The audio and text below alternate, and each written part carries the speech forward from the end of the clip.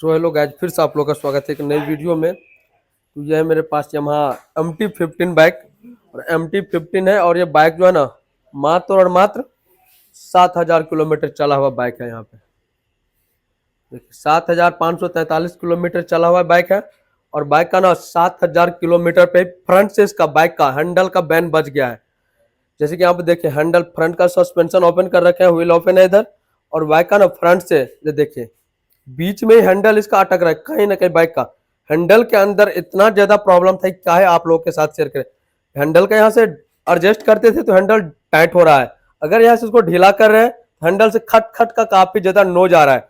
और 7,000 किलोमीटर पे बाइक का हैंडल का बैन बच गया। अब आप ही लोग इसका रिव्यू दे सकते हैं कमेंट करके। तो फिलहाल चलिए इस बाइक को यहाँ से 22 mm का बोल्ट को ओपन करते हैं और टी प्लेट को बाहर निकालते हैं। और उसके बाद देखते हैं कि बोल्ट रेसर का क्या कंडीशन है। बोल्ट रेसर के अंदर मॉन्स्टर जमा हुआ है, नॉर्मल बोल्ट रेसर खराब हो गया है, या बोल्ट रेसर प्रॉपर सही है, वो तो टी प्लेट असेंबल ओपन करने के बाद ही पता चलेगा। तो आप लोग वीडियो में अंत तक बैठिए और चैनल पे नए हैं तो सब्सक्राइब कर लीजिएगा, ताकि आने वाले लेटेस्ट वीडियो का नोटिफिकेशन आप तक पहुंचे। और फ्रेंड्स आप देखिए, हैंडल जिस जगह हम एडजस्ट करके छोड़ रहे हैं उसी जगह एडजस्ट हो रहा है। लेफ्ट कर रहा है, राइट कर रहा है, इससे भी आपको पता लग जाएगा कि हैंडल का क्या ही प्रॉब्लम है। और 7,000 किलोमीटर पे भाई ब्रांड न्यू बाइक का ये कंडीशन आ गया। और बाइक सर्विस सेंटर लेकर जाता है तो बोलता है कि हैंडल आपका सही है, यहाँ से एडजस्ट कर देता है, बोलता है हैंडल सही है। जबकि इस बाइक का जो कस्टमर एंड क्लाइंट है वो बाइक से हैंडल के लेकर संतुष्ट नहीं है। और सर्विस सेंटर क्या कहता है नहीं कहता है तो वो तो मुझे नहीं पता है, बट हमारे शॉप को विजिट किया तो अभी इस बाइक के अंदर जो भी प्रॉब्लम है उस प्रॉब्लम को जड़ से खत्म करना और प्रॉपर इसका सोल्यूशन निकालना है। देखिए यहाँ से फ्रंट से बाइक का हैंडल का ओपन किया और देखिए इधर टी प्लेट का यहाँ पे देखिए, टी देखिए कितना ज्यादा यहाँ पे जाम भरा पड़ा है। अभी इसका सिर्फ चेक नट ऊपर वाला ओपन किया, नीचे वाला नम टाइट किया, नहीं इसका ढीला किया। देखिए इसका जाम। अब चलिए एक बार हम इसको ढीला करते हैं यहाँ पे एडजस्टर प्लास की मदद से और देखते हैं इसका कंडीशन क्या है।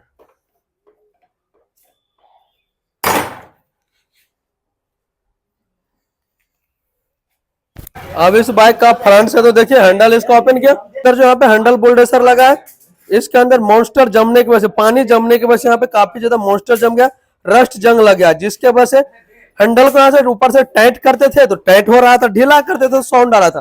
क्योंकि यहाँ पे देख रहे काफी अधिक मात्रा में रस्ट जंग लगा हुआ है। और इसी की वजह से इसके अंदर तो ग्रीस है नहीं, ग्रीस सब गलपच के बाहर निकल गया है भाई। और 7,000 किलोमीटर पे ये कंडीशन हो गया बाइक का, अब आपको हम क्या ही बतलाएं। और बोल्डेसर के यहाँ पे देखिए कितना बैन बजा पड़ा है। तो कभी भी आप लोगों को बाइक में हैंडल से थोड़ा बहुत भी साउंड आ रहा है, फटाफट से आप हैंडल को ओपन करवा के उसको ग्रीसिंग करवाइए।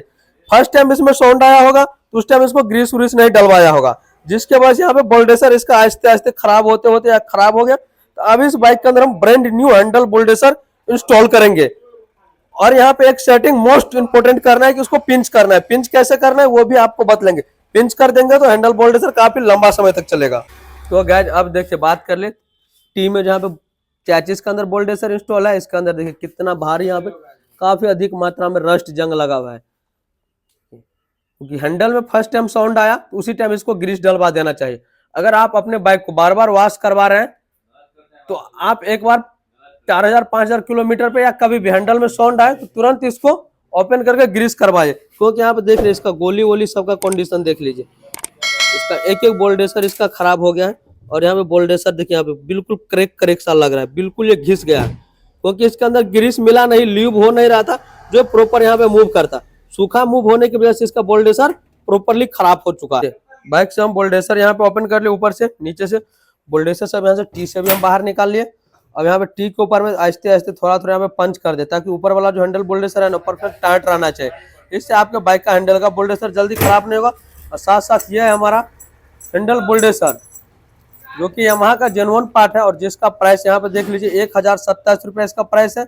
और यहाँ पे लिखा हुआ है रेसर किट BRG यानी बोल्डेसर असेंबल है, ये इसका पार्ट नंबर है। अगर आपके पास यमाहा R15 वर्जन 4 है, MT-15 है, इन सब बाइक में यही पार्ट नंबर का आपको हैंडल बोल्डेसर फिट हो जाएगा। और इसके अंदर देखिए प्रॉपर सभी पार्ट एक साथ ही आपको मिल रहा है। तो चलिए फटाफट से बोल्डेसर को हम करते हैं सेटिंग। हैंडल बोल्डेसर को हम परफेक्ट न्यू वाले को ओपन कर लिया और देखिए ये बोल्डेसर आपको चला जाएगा यहाँ पे टी के अंदर। इसको आहिस्ते से आपको टूल्स की मदद से सेटिंग करना है। एक बोल्डेसर आपके जो थोड़ा लंबा है वो जाएगा चैचिस के नीचे में यहाँ पे, और एक बोल्डेसर ये देखिए एक आपके थोड़ा छोटा सा ये जाएगा चैचिस के ऊपर में यहाँ पे।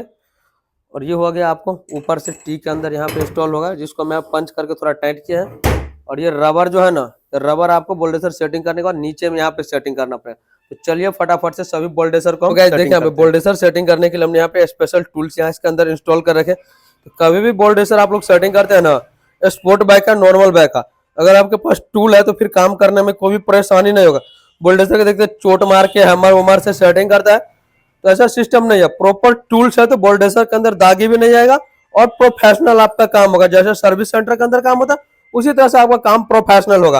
और देखिए हमारे शॉप पे जो भी काम किया जाता है तो प्रोफेशनल सर्विस सेंटर रिकमेंड काम किया जाता है।